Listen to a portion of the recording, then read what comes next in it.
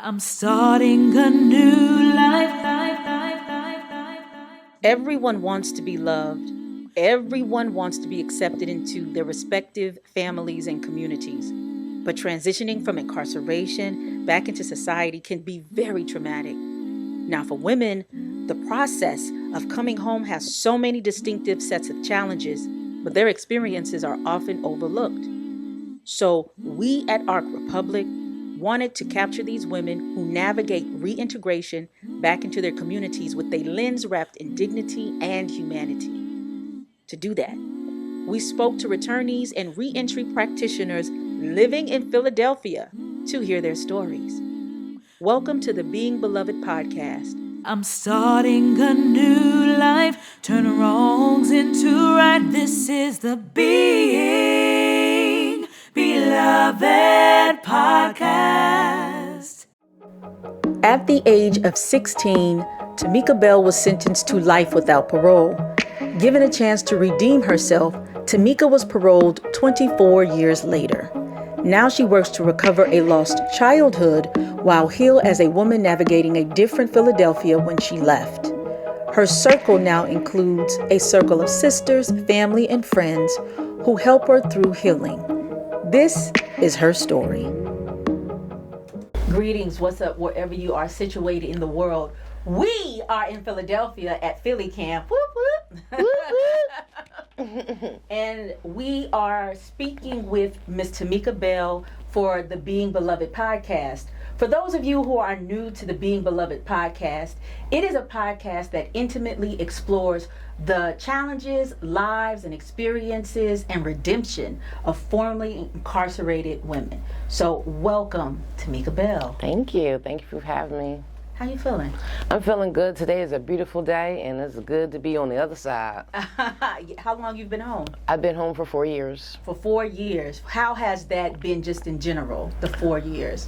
Oh my gosh. It's been like a blessing. Like I've just had, God's just been shining on me. I've just been doing like movies and podcasts and, I have a whole mural of myself and it's just, God's good. That's all I can say. So tell me about this mural of you. So, it was so cool. Like, we got to see it, like, from the wood, like, from the sweat, like, them pounding it together. It was, like, so awesome. Then we had, like this big final reveal of, like, me, Paulette Carrington, Star Granger, Ivy Johnson. Shout out to Ivy. Ivy's my best friend. She's my everything. She's my go-to. I can't remember the other lady's name, but she was standing there for her daughter that's also incarcerated. So now it's no longer at Germantown Lehigh. It's at Harvard University College. Oh, wow. Yeah, and that was amazing because we ended up going there to speak to some students, but they didn't tell us that they had our mural, like, a whole room, like a whole wing for us, and it was just like amazing. So after we got done speaking to the students, they were like wanting to show us around. So we were showing us around, and then we got to our room, and then we went around the corner. Oh my God, it was just like amazing. It's just like us, like on this whole wall, and then they have like our poem that we all wrote together, and then they have like the screen that you could put like headphones on to like listen to like our story, like. Oh my God, like I say, like, God is good. I want to say that God is good. Whoever don't know that God is good, listen to my story. Like, oh my God, it was just such a blessing. Like, I'm just so grateful, to be a part of like something like this. And it was just amazing. And how did that come about, you being a part of that? The Papers Co-op, Courtney and Mark, Papers Co-op, shout out to them. We got connected with the People's Paper Co-op, and they actually did, I was actually in the New York Times for something good this time, because the last time I was in a paper, I was in the front news for second degree murder. And this time I made the front news in the New York Times. I was like, the New York Times, I made the New York Times, that's so cool. But, it's just, like I said, life has just been amazing. I've had a lot of bumps. I'm not going to say everything's been super great. Okay. But there's been some challenges, like, because I've been home. This is a new world that I'm coming home to. So trying to order a sandwich on that damn screen now is just like, what the hell? But like futuristic stuff still freak me out, What's futuristic? Like what? Like, cause I was in my husband's car, his friend's car the other day, and I was like, this is a futuristic car. He was like, why do you say that? Because like the front door has a handle, but the second door has no handle. So I'm like, how am I supposed to get in the back? So I was like, this is a futuristic car. He was like, so you gotta like, he like opened the front door and then the back door like opens like this. And I was just like, okay, you know, that's kind of stuff that freaks me out. When I came home, my niece was 4 and she's like trying to use my phone. She's like, here, Mika, da, da, da, da, da, da, all fast. And I'm like, Moo, could you just slow down a little bit? She's like, I gotta go play with my dolls. You was getting on my nerves. You interrupted me. I said, I apologize, but when you done feeding your dolls, could you please show me a couple more buttons? Absolutely. So that's who showed me how to use my phone, my niece. But it's been all good, though. That's a very good point. And I remember reading about political prisoners who did like 10, 20, 30 years, you know, going to jail in the 70s and then coming out in like the 90s or early 2000s. And they had to relearn how to use a lot of things. Yeah. So I'm glad that you are here. I'm glad that you're willing to open up. But before we get into the details of it, who you be? Who I be? I be Tamika Bell. I'm just chill, laid back, just trying to live my life. And my main focus is on the people that my family, not the people, my family that I left behind. You know, so they can, you know, try to have this opportunity like I have, because they are some great people. The best people. They raised me. They like helped me grow up, basically, because I went to jail when I was 18. I didn't come home till I was 40. So that was my family. Where did you grow up in Philly? I grew up, basically, I moved a lot around. My family moved a lot, but I basically ended up in the Northeast. And that's before my crime happened, where I was living in the Northeast. So, you know, that's where I was raised. What was this, in the 90s or 2000s? In the 90s. I was arrested in 95. So, you know, going to school, I went to Northeast High School, you know. It was only like 2 black kids in my whole school, you know, so. And what was Philly like for you in 95 or in the early 90s? Early 90s, Philly was like, you know, coming out my house, all we did was smoke, you know, hang out. You know, I was trying to go to Job Corps like my brother, because, you know, he was telling me all these great stories about Job Corps, but they denied me. They said I couldn't go. I was too young, or whatever, what the circumstances was. So, you know, I tried to, like, get out of my, you know, circumstance, being at home. And, you know, my stepfather was drunk all the time, always beating my mom, you know. So my childhood life wasn't, you know, too good.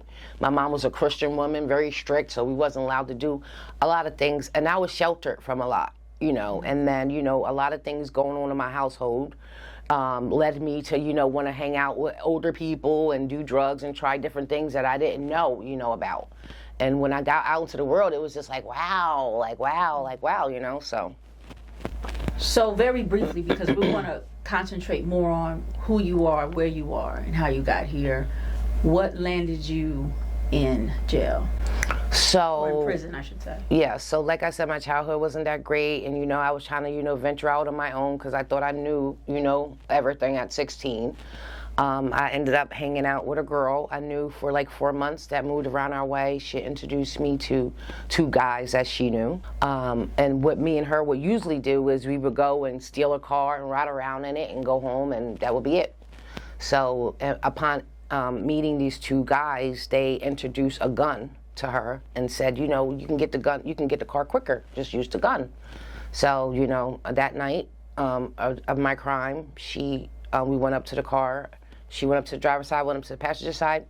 She shot and killed the driver. That was not a part of the plan. That was just her plan. My plan was just to get the car like we do all the time. To fast forward, I was charged for second-degree murder. She was charged with first-degree murder because she was the shooter. And when I was 18, after our trial happened, they took us to Muncie, straight state prison. So you were a minor, but you were charged as an adult? Yes. Okay. Originally I was 16 when this happened. So I was in juvie for like the whole 2 years until our trial happened.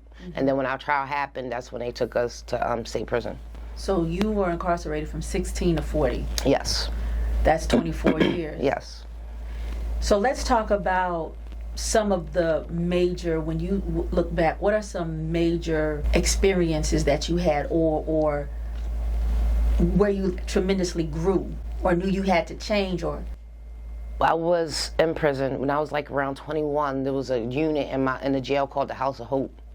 And, you know, I would talk to a couple people, and they would say, you need to do the House of Hope. And I'm like, I don't need to do the House of Hope. But eventually I ended up going. And the House of Hope is actually a sexual physical and verbal abuse program. So I ended up going into this program, and I just ended up discovering who Tamika was. Why, I had, such a major attitude, and why I would break down sometimes, and why even to the point where I used to suck my thumb. I didn't understand me. I was a people pleaser. I just wanted people to like me, and, going to this program, I just had to sat back and get into me and, my life and how I got here, and it was like really eye-opening because, I was tired of like arguing with the guards and missing out on fundraisers and being in my room all the time and getting write-ups, and I'm like, I want to do something different. They brought a puppy program into the program, and I was like, I want to do the puppy program, and they're like, you can't do the puppy program, you got too many damn write-ups. So I said, I'm change, and I went into that program, the House of Hope, got into myself, dug into, my history of myself, my childhood, what made me tick. And I came out to be a better person. Like I don't have to be a people pleaser. If you don't like me, oh well, that's on you. I love me. And I got to loving on me more. And today I'm a better person. And I got to be a part of the puppy program. They took a chance on me because they were like, you got a lot of write-ups, but we're going to take a chance just to see. And I ended up being in that program for 7 years. I do have to say, you were a baby when you went in. You were 16. When I was 16, I didn't know shit. You know what I'm saying? I definitely didn't know myself. So at what point did you give yourself permission to be like, because of the circumstances and where I had to mature into womanhood, there are some things that I just can't do, right? There are some things I can't experience to grow the way. Did you give yourself permission to understand that? I did. Like I said, I being in that puppy program like changed me a lot because I never had responsibilities. Like I said, I didn't even know my social security number. Like my mom was still buying my clothes. Like I was a very immature 16-year-old. Because my mom did everything for me and she sheltered me a lot from everything. So being in that program and they give me that 8-week-old puppy, like having to have that responsibility made me like grow up. Like, I was heavily medicated a lot in jail. But when they gave me that puppy and anytime he moved, I was like, what's going on? What do you need? What's wrong? You all right? Like that just helped me like grow up and like see myself like different and, just made me want to just be a better person. I've spoken to, or we've interviewed a couple of people who are incarcerated, one that I can recall who was young, and she talks about being medicated. Is that a regular thing, especially if you're young? And yeah, like I was talking about that, like when I was 16 and I went to the youth study center at first, and then they couldn't keep me at the youth study center because I was being charged as an adult and they didn't want me around the other girls, so I was always separated. So when I turned 17, that's when they moved me up to State Road into the trailers called ASD, and then we had like a whole wing just for us girls, and it was just like me and like 3 other girls that were being charged as an adult because this never happened before. They never had young women being charged as adults, so we had this whole wing to ourselves. So, and they would pump us full of medication, and I would be like, no adult was around to tell me I didn't have to take it, so I took it. And now to this day I don't like taking pills. Like I don't like none of that. Like I didn't know that I didn't have to take it, and like it damaged me, and like it destroyed like a lot of my growing up still young. Like I didn't like that, and I want them to stop that practice, pumping kids full of pills just because they say that's why I'm glad for people that's advocating for adults now, being in their lives now, telling them speaking to them on their welfare, how are you doing in this place. That needs to be addressed like immediately, because like I said, I took those pills all those years and I didn't have to, but no adult was around. My parents, wasn't there to say, oh, you don't have to take it. So I took it because I thought that was what I was supposed to do. So, yeah, that's a common practice that needs to be stopped. Like down home, I could talk. Nobody can't do nothing. Y'all can't put me in a hole. Y'all can't do nothing to me. And I'm going to say all about the stuff that goes wrong in jail. And there's a lot of stuff that go wrong in jail that need to be fixed. And my family is still up there experiencing, and I want them, to live a better life. You want to talk some more about that? Yes, I do. So I've come across a lot of deaths, a lot of police brutality. Yeah, I mean, the male officers are not allowed to pat us no more. But that was 10 years into my prison term, they were allowed to pat us down on the walkway. And they would be excessive with that and just do it for no reason, just to get free fills off of us. And that was like for the first 10 years of my bid there. And by the grace of God, I don't know how they stopped it or what stopped it, but now they're no longer allowed to do that. Pat us down. Now they have to get a female officer to do that. And the food is horrible. They give you that, and I've worked in the kitchen, and you can look at my record. That food in that box that come in for that jail says not consumable for humans. You know, they was talking about the meat. I was talking about this, the meat, the burgers that have these little pockets in them. And she was like, and my friend was like, well, go home and make you a burger and see if it's looked the same. And it don't. I did it. I went home and I made me a burger, you know, and it don't have those pockets in it and stuff like that they put in that meat. So I don't know what they're putting in that meat, in that food that they were serving us in that jail. Like, it's a lot of stuff wrong with that jail. Like, the medical sucks. You know, you got to like believe in, like, you got to really like maim yourself for them to even, you know, do anything for you, you know? Like Siobhan Robbins, she was dealing with cancer and a lot of people left there with cancer, you know? We were in asbestos buildings, you know, those buildings is old, you know, we living in a lot of conditions that weren't fit, you know, even in a shower, taking a shower, those little black worm things would be coming up. We had to dodge them, you know, and even when we were in the shower, you know, because we had shower shoes on, but them things will still come up, back up in the shower. Like, it's a lot of stuff that's wrong with them jails and them prison that a lot of people need to be looking into. And I could talk about it because I lived it for a lot of years, and that's not right. It's not right. Initially, prosecutors sought the death penalty for Tamika Bell, making more aggressive sentencing for minors in Pennsylvania's criminal justice system. She would be tried as an adult and one of the few minors in the state facing those circumstances. Left extremely vulnerable, children tried as adults are more likely to experience physical and sexual violence, trauma, and suffer severe mental health challenges. They are also more prone to be exploited. You said your mother was strict. Yes. What was the relationship with your mother? I didn't have a really good relationship with Mom. Like I said, she was with a guy that While was you were very... inside? Yes. Right, okay. No, when I was home. Mm-hmm. When I was home, she was with a guy that was very abusive to her. He got drunk all the time. Like, he would wake us up in the middle of the night with knives because he was drunk. Like, you know, I'm going to kill you. And we would run, and it was just horrible. It was a lot. It was, you know, sexual abuse there amongst me and him. You know, I'm not going to get into the whole story.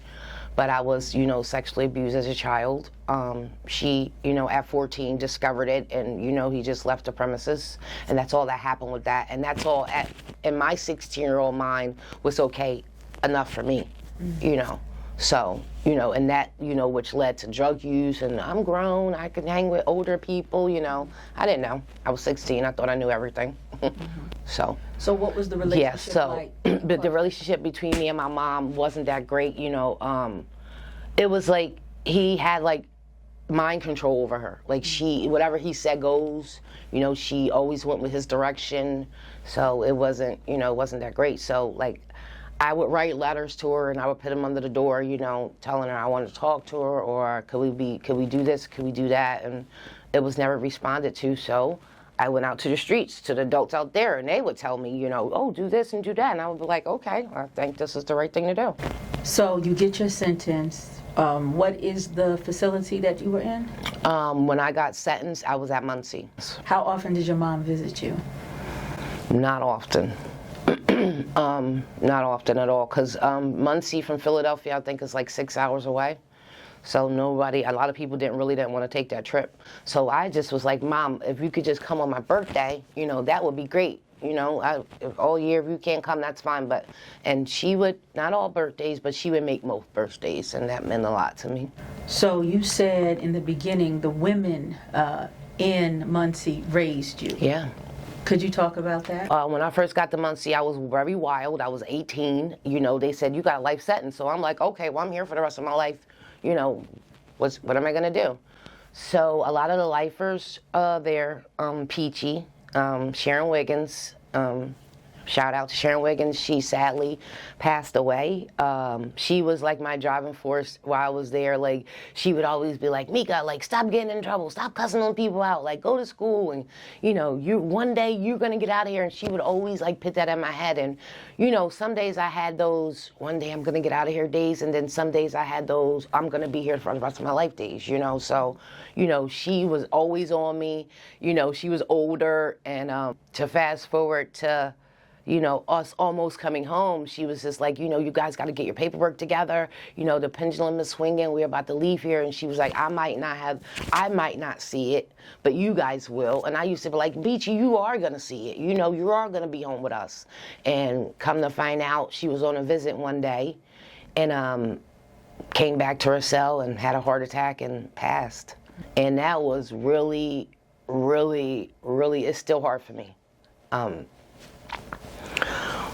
That was like a hard pill to swallow. Like, she was like my everything. Like, she was like, Peachy, I got in trouble. Like, can you help me today? Like, you know what I mean? She was just a very positive force in my life. Do you feel like she was the mother that you needed? She was the mother that I needed at that time. Like, I was looking for my mom and like other people. And of course, you know, everybody ain't good in jail and everybody ain't bad in jail. I mean, you know, bad in jail. So, you know, some people that I will go to for advice will, you know, be telling me the bad stuff. But, you know, I knew who to go to, you know, to keep me on the right track. Mm-hmm. And one of them was Peachy. And the other one was Sharon Robbins. I want to shout out Sharon Robbins. She did 26 years in prison. She had an amazing mom, Miss Vanessa. Shout out to Miss Vanessa. And she ended up having cancer, stomach cancer, coming home and passing away 2 years later. And that was also crushing to me because, you know, I felt like her mom lost her twice. You know, and she was also one of my very, very good friends. Very, very good friends, me and Sharon Robbins. So I've experienced a lot of loss being in prison, so. Medical neglect plagues prisons and jails nationwide. Most of the time, those who are incarcerated face limited access of basic care, which causes a litany of health issues. The conditions of the institutions and high amounts of stress add to the increased risks of inmates developing life-threatening illnesses for preventable diseases. When it comes to women, their reproductive health is even more vulnerable. Let's now get to the part of you find out you are about to be released or you're getting released. Those words of wisdom that Peachy told you, what were some things that helped, she said, and others that helped prepare you? Well, to be honest, I didn't believe it. I honestly didn't believe it. I mean, my lawyer came up to me, you know, they had people higher up from the jail, like having meetings with us, telling us, you know, we've got to prepare you guys from going home and all that. And I don't know, it's just in my mind, I just couldn't fathom me actually leaving this place. So, you know, when a ruling came down, you know, you guys are, the law passed, you guys are going home. I was just like, what? Like, even I didn't went to court. I went down to Philly. I was sat in front of the judge, you know, expressed my remorse for my crime and what happened. You know, she wished me good luck. And the day before I was supposed to be released, I stayed up all night because I was like, oh, I'm going to miss it. They're going to call my name. I'm going to miss it. Like, that morning I woke up and they said, Bell, pack your shit. You're out of here. And I was just like, still not believing, like it's still not registering, like I'm really going, like I'm really leaving. So we go through the gatehouse, I change into real clothes, which is amazing. I was like, oh my God. And then, you know, I got into the van and the officers are talking to me like, Belle, you've been here a long time, like what are you gonna do? And I'm just like, I don't know, I'm just looking out the window, I'm seeing cows and the world, and I'm just like, wow. And I'm in Philly in front of the parole office, I got my little box. They drop me off and they peel off down the street. And I'm just like, what? Like, I'm like really here. Like, I don't know, it just took forever. I'm very curious, right? You said you put on real clothes.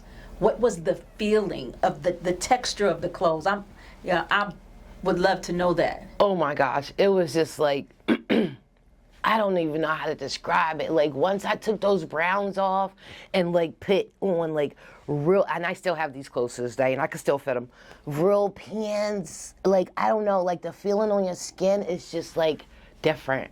It's just different. Like, and even like the air, like leaving Muncie in the van and like going towards Philly, like even the air is, the smell, like everything is just different. It's just, I don't know how to describe it. Did you feel like it was almost like a rebirth?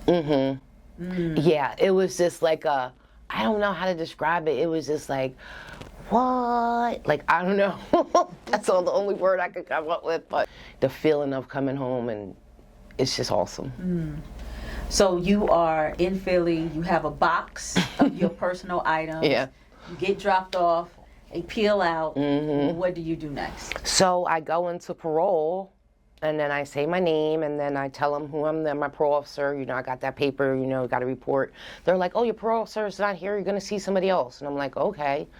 And then I go back there, and then I see this parole officer, and he's like, right away, him and his superior, I don't agree with you guys coming home. You know, you guys were, you know, old enough to understand what was going on, and, you know, I don't even agree with this decision that you guys should. That was my first introduction to my parole officer. So I'm like, oh shit, in my head.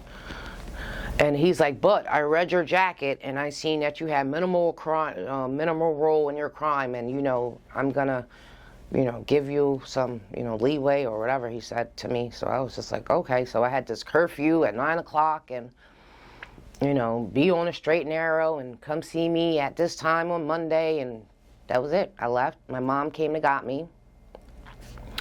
I hugged her and kissed her. It was so great. And then they ended up taking me to Red Lobster for my first little meal. And I ended up eating like all the biscuits, because I was just like, oh my God, these biscuits are amazing. Like, who made these? Where'd they get them from? Like, when can I get more? They were like, Mika, your food is coming. I don't want food. I just want the biscuits right now. Like, it was just amazing. I got to see my family. Like, it was so funny. And then he showed me a cell phone, like, which I never seen before. And she was like, my sister, she was like, I got somebody on the phone. And it was Daniel Harlem, my now husband. And that's a whole other story. But I known Daniel Harlem since I was 12 and he was 13. And our family used to go to church together. And I remembered, you know, at that time I wasn't sexually active, but I used to sneak him in my room all the time. And we used to just lay in the bed and talk. And, you know, he was a big time drug dealer, and I just thought that was cool. So fast forward to all these years later, we never had no contact the whole time. And then I see him on this cell phone. And then I'm like, oh my God, like, you're so cute. You're still the same as when I remembered you. I was like, can you see me? And he's like, yeah, I can see you. We were FaceTiming. And I was like, well, what's FaceTime? He's like, what we're doing now. And I was like, oh. And I was like, okay. I was like, well, you know we never broke up, right? He was like, what? I said, we never physically said the words we break up. So technically, we're still together. Oh, claimed it. So then we got married in 2000. I came home in 2019, January 31st. We got married January 31st of 2020. Oh, congratulations. You are a newlywed. I got chills. Congratulations. How is married life? About to be divorced. Oh. Sorry. But, you know, we're both, you know, willing to work on it. But, you know, here's the thing about that. I'm going to be really careful on how I say this, because I don't want to put all the blame on him. I have to overcome a lot of things. You know, I'm in therapy. You know, I need that.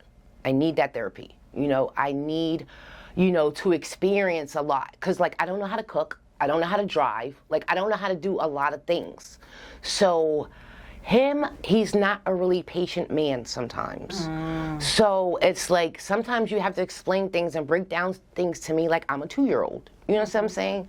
And, you know, it's just been a lot of, you know, in that area, you know, of our, you know, marriage. And, you know, it's marriage, I know it's like a work, and, you know, you got to work at it and things like that. And it's just, we've just been button heads a lot on that area, you know. And I just I know some people are like, oh, you came home and you got married right away. Like, you haven't had experienced enough and seen the world. And I think I need to do that a lot more. Do you feel sometimes you are your 16-year-old self? Absolutely. And I say that all the time. Like, I don't understand why I can't still be 16. Because that's how I feel inside. Is part of your therapy in reentry or reacclimating yourself, doing those things that you felt you missed from 16 to 40? Yeah. Yeah, and I say that all the time. Like, I be wanting to go to the playground, play on the swings, and like, do cool stuff like that. Like, I know I'm 44, but I just still feel like I want to go play at the playground, and I just want to like do like stuff like that, and that's just how I feel. So when you get out, you go straight to your mom's. You don't go to a transitional home or anything like that? I went to my Aunt Shirley's house. Okay, so you went to your aunt's house. Mm-hmm. When you were there, what is the first encounter that you had that you realized that you coming out, you were a different person, or people saw you differently because you have a record, you're formerly incarcerated? Jobs, like trying to get a job. I was trying to actually work with my husband's mom. She's a nurse. She works in the nursing field. And I was, trying to get that job. And she was like, oh, you'd be great for this job. And I went through the whole interview. I went down and filled out all the paperwork. They thought I was the best candidate for the job. I had an interview with them. I talked to them. And then when it got to the paperwork, and then I was just like, oh, I think I'm going to have to talk to somebody and call my boss. And I'm just like, what? That was like 20 years ago.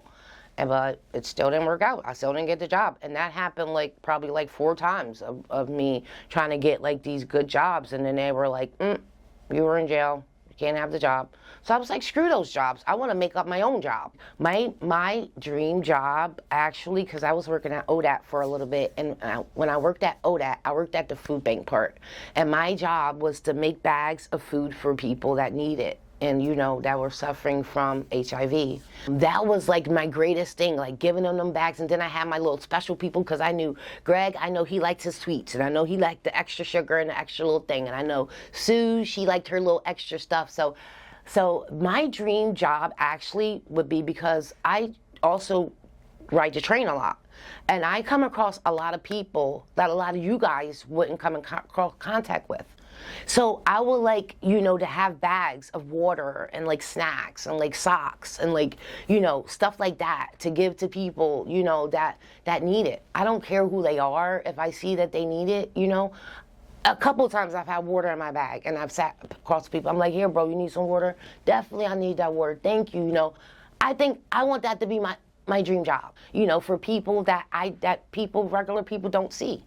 Because they are people. I don't care if they're on drugs. I don't care if they're homeless. They're people. Somebody's praying for those people to come home. That is a very elevated self. People who would claim that they're good and grown would walk past most of the people that you're talking about and not even consider it. Mm-hmm. What about housing? Housing, I've just always lived with, I live with my aunt, and then, I'm getting with Daniel, end up moving in with Daniel, and then we end up getting a house together. So did you go back to school?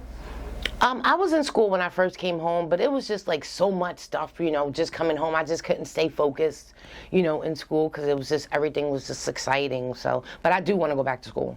Okay, well, you mean there's so much stuff, there were so many things you felt you had to do, or were there just so many kind of things that were stimulating you and you were like, I don't know how to focus? Yeah, it was my family were coming over wanting to take me out, give me money, hang out, take me places, go here, go there. And it was just at the end of the day, I was just it's still a lot. When you came home, you lived with your aunt. What's the relationship with your mother now? Okay, so the relationship with my mom now is kind of complicated, because I got hit by a car when I was 9, and I was supposed to receive a settlement of $75,000 when I turned 18, but unfortunately, I was in jail when I turned 18. So my mom stole all my money, and she didn't send me any money. She didn't take care of me. She didn't buy me a lawyer. She didn't do anything. She just took all my case money. I was mad about that for many years, But coming home, I said, you know what, that's my mom. I'm in a relationship with my mom, and I'm just going to let sleeping dogs lie. And then upon coming home, another incident happened where I was jumped by my stepsister and her sisters. And I'm not going to go into the long story, but it was behind my abuser is her dad. And she has been dealing with this all these years since I've been away. And since I've been home, she's having coming to terms with it since I've been home and having her side of the family welcome me home. She felt that like that was a sense of betrayal to her because she don't deal with that side of the family because of what happened between me and her father. And it was like they were messaging me on Facebook, you know, it was great for you to be home, niece, and you know, this and that. And I was messaging them back, and it was a whole thing. She was upset about it, and that whole incident happened. Like, I really thought I was going back to jail. Like, I was fighting 3 girls. Like, it was crazy. I had to call my lawyer, like, am I going back to jail? He's like, did you use a weapon? Damn right I used a weapon. Those bitches was fucking me up. I was fucking them up too. So, but that whole incident ended, but my mom ended up staying there and not speaking up for me and not, you know, it was horrible. But, you know, fast forward to now, I'm still in the business of forgiveness, you know. I understand that my mom has a lot of demons that she has to deal with, and you know, she's her own person, so I can't take that on as you know, as my own. You know what I'm saying? Mm-hmm. But to heal myself, I have to forgive her, and I understand that. Have you forgiven you? I have forgiven me. I have forgiven me in this whole process, you know, being, like I said, since I've been home, I've been in therapy, you know, and I have forgiven me for a lot of things because I am human, and you know, and I will fail, you know, so I have forgiven me. That was a big important part. You said that you need therapy and your therapy is working. Mm-hmm. What are some things in therapy that you've learned that you carry, the tools that you're using? So the tools that I'm using and that keep me focused and keep me, you know, I have to remember because I still have an anger problem. You know, I still have problems with that, like bursts of anger and burst of, you know, emotional, you know, stuff like that. So I always go to, you know, always take that, if you feel that coming on, just take that time for yourself, go somewhere and just, you know, just think about all the things that you're grateful for and think about all the things that you could be helpful at. And that immediately, you know, calms me down and helps me like be focused. Mm. And now that you're out, what are, you said that the women who raised you, what are some of the notes of wisdom that they gave you, they imparted in you, that you use or that you pull from? Well, I don't know, man. I just know that I miss those girls, and they was just like, don't come back, Mika, we love you, you're a good person. You know, leaving, you know, that morning, it was count time. Everybody was standing outside because I was on the unit, on an open unit, so everybody was like cheering for me and just like so excited and so happy for me that I was going home. And it's just like, I don't know, I just think about them every single day. I no lie, like I think about them every single day, and I just want them home because I met some amazing women that are hopefully, you know, will come home, but have been there for many years. Painters, songwriters, singers, you know, their mothers, their daughters, like they're people that are loved, and I will never forget them. Do you sometimes want to go back? Oh no, hell no! I never want to go back to that place. Hell no, I don't miss them that much. Oh no, no. I'm not never going back. I'll go back for a visit in a visiting room. I'm gonna make sure they don't keep me, cause I don't want to wear nothing brown, nothing that look like, you know, that they trying to keep me. But yeah, I don't never ever, and I never want nobody to ever experience that. But yeah, I love them, but I'm never going back. So you mentioned that you are married. Yes. Might married. Be a different situation. Yeah. Maybe. Yeah, maybe. Let's talk about intimacy. Intimacy.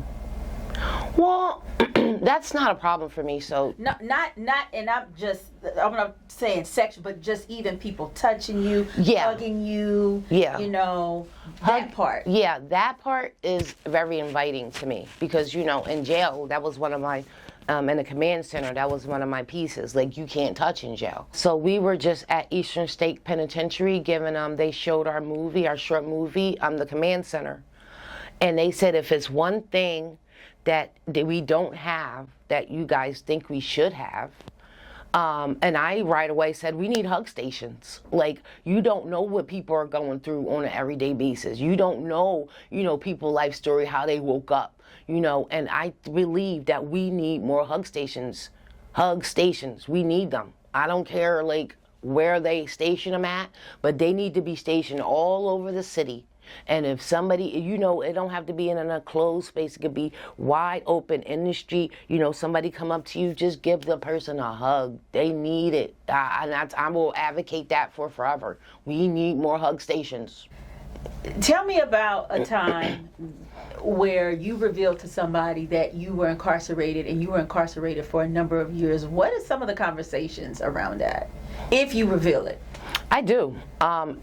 It's crazy because people just come up to me and like start telling me their life stories like all the time, and my husband be like so mad. Like, we be in the store, people come up to me, start talking to me. He be like, "Oh my God, you talk to everybody." I don't know. Like, maybe some people just really need to talk, and get stuff off their chest. And I don't mind, standing there listening to them. But a couple of times I've told. Actually a mother, that had kids, and I was just like, I was locked up, and I've written a couple letters for a couple mothers for their children, letting them know my situation. I was young, trying to, stealing cars. I thought that was great to do. That's destroying people's property. Excuse me. I never thought about, oh, you're destroying their property. How they going to get to work, tomorrow? How they going to do this and how they going to do that? Hanging out with my friend who I thought was my friend, And I was talking to these kids. Sometimes these people that you think is your friends ain't your friends. You standing there hanging out and you thinking they do a crime and you there, you will be charged for that crime, I wasn't the shooter, but I was at the actual, crime that had happened, and I was charged, and I spent a lot of my time away, So, I tell these kids, like, listen to your mom. Listen to your mom. She know. I thought my mom, oh, you old, you don't know nothing. You don't know what you're talking about. They know what they talking about. Like, trust me, listen to my story. And I tell them, I was away for that long time. I did my time with nobody. I have no family in jail, and it's not fun as a kid. So I try to talk to as many kids as possible. And how do you define love? Love. How do I define love? You want to go. You know what? How I define love? I define love as, I want people who say they love me to see me in all my seasons.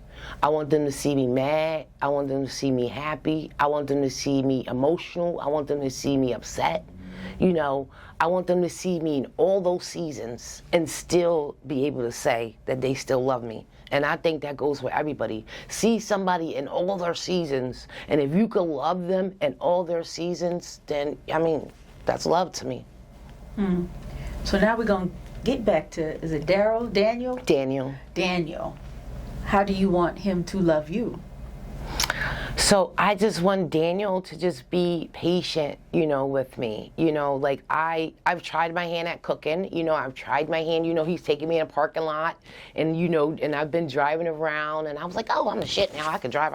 He let me drive like a little block, and then he jumped out and got nervous because I guess I was like going too far to like the one side or something. I don't know what I was doing, but I was doing pretty, he said, you're doing pretty good, but you're going to the side. But, I just need him to just be like a little bit softer with me. He's been in jail. He did 15 years in prison in and out. He come from a broken home also. He has mental health issues also, as I do.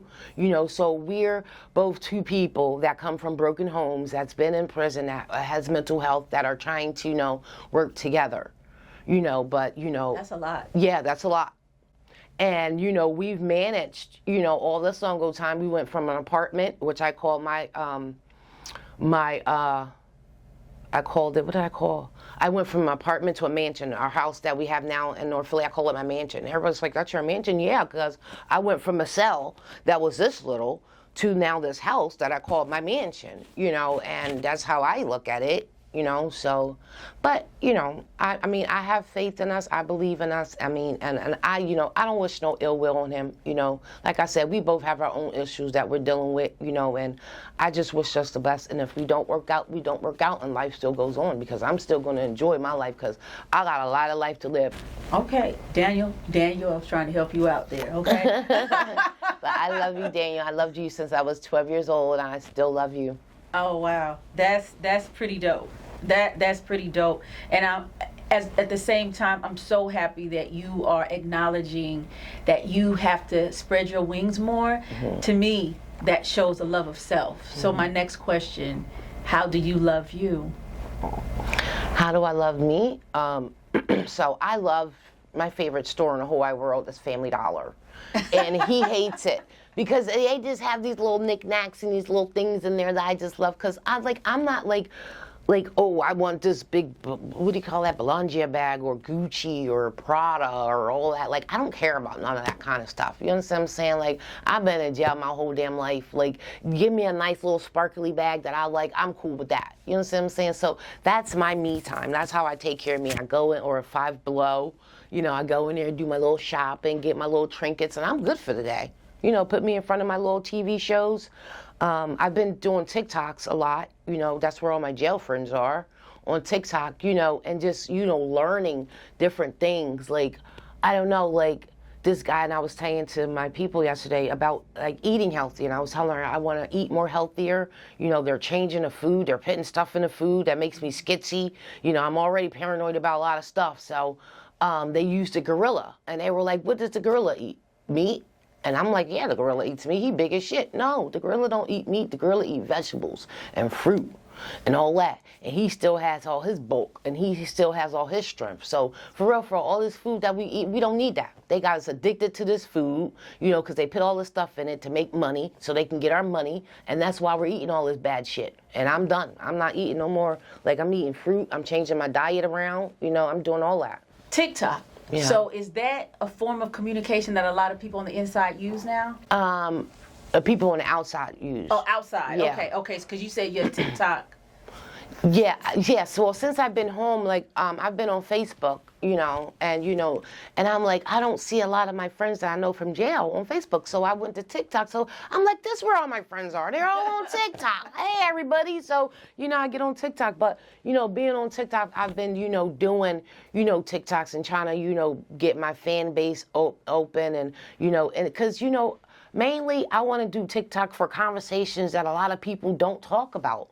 You know, that a lot of people are thinking and want to know. Like we was talking about, like we was having a conversation about the food, like how we, like Jesus, you know, said loaf of bread and fish. He didn't say a side of grits with some string beans and some potatoes and like all that stuff. I mean, it was funny, but it's like a conversation that needs to be talked about. You know what I'm saying? Like, even, you know, women, black women, hygiene, self-care. You know, I don't know a lot of these things. You know, I don't have a lot of black women in my life, you know, to say, Mika, you know, use this for your face, this is good, or use this for your, you know, bottom, or, you know, this is conversations that a lot of black women, you know, need to be having that they don't have. So I would love to have a format for, you know, questions that people want to know but don't ask, you know, something like that, you know, informative.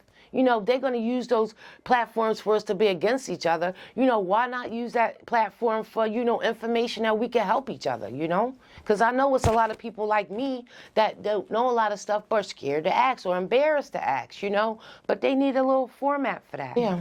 Yeah, I want to ask so many more questions. You can. I'm open. You know, I'm an open book. I don't mind people, but like, can I ask you personal questions about jail? Absolutely. I want to ask questions about you, right? So I come from a very conservative family. My mother's basically like the birds and the bees was, your body is a temple. Didn't learn anything about where it goes, what to do, how to drop it and make it hot, how to clean it, everything. Yeah, that's what I'm talking about. Like, my first experience, I'm going to tell you this, and I know it's embarrassing. I was in a roommate with this girl, right? And my period came on, and she was like, do you want a tampon? I was like, yeah, I never used a tampon before. I never. Okay? Never.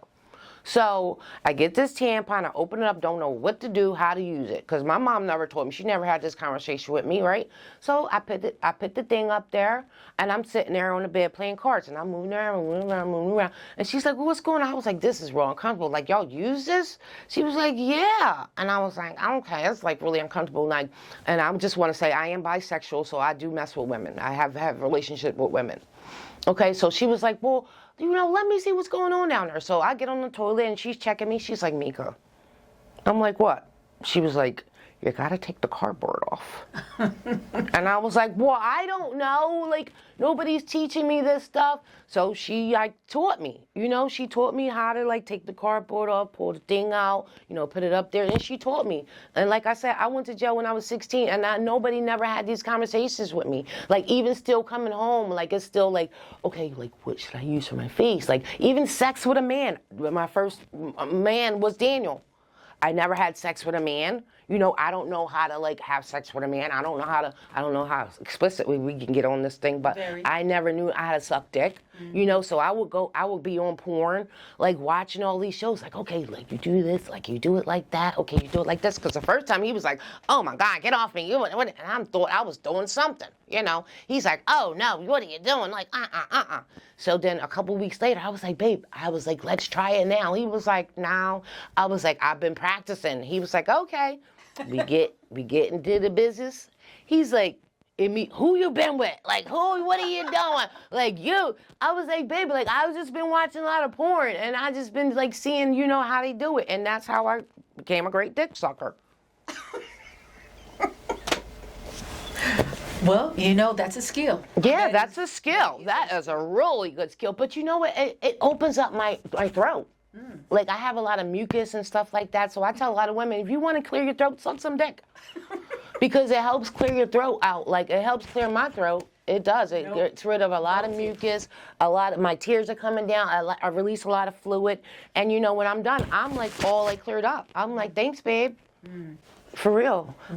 What, since we're going there, Orgasms, and that's another thing. I believe a lot of people need to orgasm, and not a lot of people, everybody need to orgasm at least 4 times a week. At least 4 times a week, because it will make people better. It's a lot of people walking around with attitudes, mean, nasty. They just need to orgasm. I'm telling you, it heals a lot. So, for real, no cap. I'm loving this. A last question. You went in as a baby girl, came out as a woman. Who are you as a woman today? Tamika Bell. Well, there's a lot of Tamika Bells, so I want to make sure I get the right Tamika Bell. I am Tamika Charlotte Bell, to Jean Bell and Ralph Bell. And they did a pretty good job, even though they're separated. But they did a pretty good job making me, because I came out pretty good. But who am I today? I'm just, a regular girl, who did time in jail, that's home now, that my heart is just open, to people who are less fortunate than me. I don't have a lot. I'm not rich. I don't have a lot, but I have a house, a roof over my head. I have clothes. I have food. I'm rich, In some countries, they don't have that. A lot of people in Peru or Panama right now, they're going through bombings, slaying people on the street, and when I see somebody on the street right now, I don't care about their situation. I'm ready to go in my pockets, and if anything I got in my bag to help them, that's what I'm supposed to do. And I believe that's my gift from God that I'm supposed to do. I'm supposed to speak, about this situation. I'm supposed to help wherever help is needed. Thank you. I appreciate that. Well, this is Mika. Now I know. This is Mika Bell. Thank you so much for being on the Being Beloved podcast. Thank you. Thank you for having me. I'm starting a new life. We would like to thank the Valentine Foundation for providing the seed grant to make this podcast series happen. As well, a huge shout out to the LinFest Journalism Institute and the Knight LinFest Transformation Fund, where the Being Beloved podcast was developed under the Philadelphia Media Founders Exchange program. And also, thank you to Love Now Media, who signed on as our first community media partner. Plus, we must recognize 5 Shorts Project and Sunkiss Group for giving the support we needed to finish this epic first series and bringing the project to Cherry Street Pier number 9 for a live launch. Now, if there's anyone on the inside listening to this podcast, know that we see you. And for those coming home, know we embrace you and wish you a healing journey and transformation. Until next time, be beloved, beloveds. I'm starting a new life, turn wrongs into right. This is the Being Beloved podcast.